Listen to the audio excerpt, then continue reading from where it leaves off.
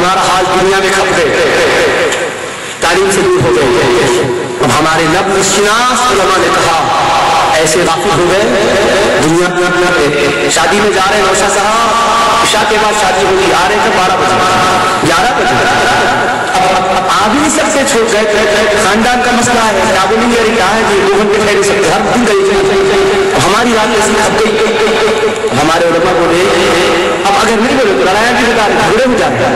تب بھی سمجھانے کی کوشش کرنا چاہیے کہ بھائی ٹائم کی پابندی کرو، مگر عملی طور پر ہم بڑے غافل ہوئے تو کہنے لگے حد ہی کرو، کم از کم جب ان کی ولادت کا مہینہ آئے اس میں ایک آدھ ادھر وقت ویسٹ کرنے کے بجائے جمع ہو کر ذکر کر لو کہ سنو گے جذبہ پاتا ہوگا تو 11 مہینے بھی اسپرٹ رہے گی اور دین پر عمل کر کے اپنی زندگی سے اس کی یہ سبب ہے اس کا. کبھی یہ نہ سمجھنا کہ 12 کو کرنے والے ہیں باقی ناجائز بولنے والے نہیں. اس کا فروغ نہ دیں سرکار کی یا کسی جن کے حد تک نہیں. ان کی تعلیم صرف ربیع الاول کے مہینے کے لیے نہیں ہے، پوری زندگی کے لیے ہر وقت. لیکن غفلت شکار ہے تو کیا کر لو، غفلتوں سے بیداری کے لیے جمع ہوتے ہیں. جمع ہو کر کے کیا کرے آپ کو جب سے جلسہ شروع اب تک کبھی کوئی کسی گالی دیا، کسی کا ذکر آیا، کسی کا مال ہڑپ کر لو بولے جاؤ اس کو مارو بولے، ایسی بات میں کبھی نہیں سنیں گے. آپ یہی تو سن رہے ہیں، قرآن سن رہے ہیں، حدیث سن رہے ہیں، اسلام کی باتیں سن رہے ہیں. اس سے جذبہ پیدا ہوگا تو کیا ہوگا، صبح اٹھ کے دروازے کے لیے نکلیں گے. جو لڑنے والے سے بھی چاہیے بھائی جھگڑا چھوڑو، خدا کے واسطے سمجھنے کی کوشش کرو. وہ کہے گا کرے پھر کرے بھائی تم بول لو، ہم سمجھتے تم نہیں بول رہے ہیں، تمہارا مرض بول رہا ہے. جیسے مثال کے طور پر ایک شفیق ڈاکٹر کے پاس، مہربان ڈاکٹر، ایک واجب اپنی بیٹی کو لے لے پورا پھوڑے ہو گئے.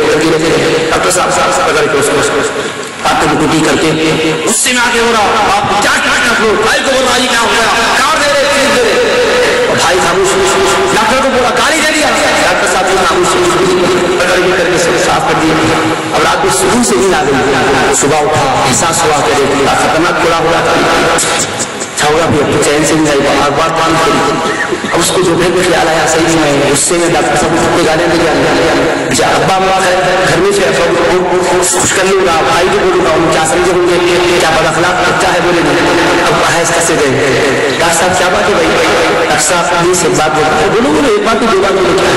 ڈاکٹر صاحب کا بہت گالیاں دے دیا، آپ کو معافی صاحب کو مٹی. ڈاکٹر صاحب بولے بابا میں گناہ بھی تو نہیں سمجھانا تھا. بولے کیوں حضرت اتنے برے گالیاں دے رہے ہیں. بابا میں ڈاکٹر ہوں، میں جانتا ہوں تم نہیں بول رہے تھے، تمہارا مرض بول رہا تھا، تمہاری بیماری بول رہی تھی، تم نہیں بول رہے تھے. تو میرا کام دشمنی نہیں ہے، بیماری ہے. میں مریض سے دشمنی کرتا تو کافر علاج کے جاتا تو پہلے کافر کو کرتا تھا، مگر میں مریض سے نہیں مرض سے دشمنی کرتا ہوں. ایسا ہی جو گالی دے رہے ہیں ہم دشمنی سے کو کہتے ہیں، گالی دینے والوں سے پیار کرتے ہیں. اس لیے نہیں کہ تم گالی دے رہے ہو، اس لیے کہ اسی میں راستہ قرآن کی دعوت دینا مشکل ہے. گالی ہم کو دو تو ہم سمجھیں گے تم نہیں دے رہے ہو، غلط فہمی دے رہی ہے. فہم صحیح آ جائے گا.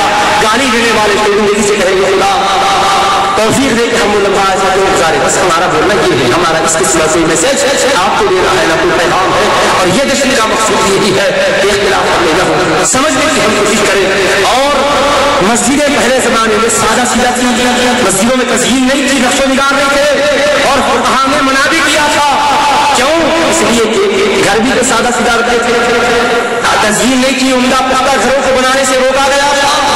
اگر مسجد میں ڈیکوریشن ہوتا تو کیا ہوتا. اب آدمی گھر میں سادہ سیدھا ہے، بار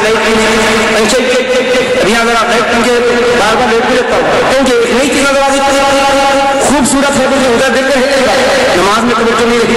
بولے نہیں جی مسجد میں ڈیکوریشن نہیں کرنا، زینت نہیں کرنا، نقش و نگار نہیں کرنا. کیوں؟ اس لیے کہ مسجد میں آ کے نماز کے بجائے ڈیکوریشن میں رہ جائے گا.